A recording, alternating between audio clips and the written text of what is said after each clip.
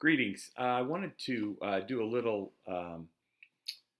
presentation for you because I'm going to use a feature in Learning Studio called Turnitin.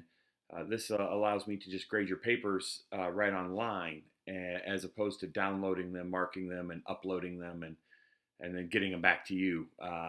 So when you go to open your papers in Learning Studio, you're going to see in your assignment feedback that there are going to be three tabs. One for originality, one that says grade mark, and one that says peer mark. And I really wanted to just chat with you for a moment about originality and grade mark, because that's where I think majority of what you're going to see here in the grading and want to know. When you click on originality, you're going to get a percentage that says that your paper is original. Don't worry about this at all. Turnitin is a tool that teachers, facilitators, professors can use to see how original your work is. The problem with this is that it searches your whole paper, including your title page and your references and everything, and then gives you a score for originality. So you might get a score, like in this case, that your paper is 27% original, which would mean, not good news, because you want original work. So I wanted to let you know that if you see this, not to worry about it. I'm not looking at this at all. I'm not using this tool in that way at all.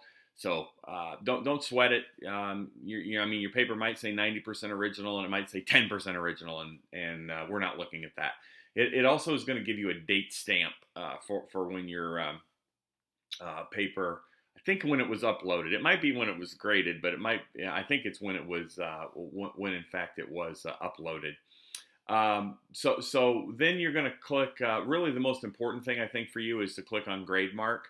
And what you're going to see then are my comments are just going to be embedded in the paper. So that it will show you if I have a comment or if I have a resource that I want you to go see and check out. The comments will be highlighted. You can just scroll over them. You should get a text box then that will open up. You'll be able to see anything that I've written or made comments on. So we're going to try this, and if it works, I think it's going to be a really useful tool.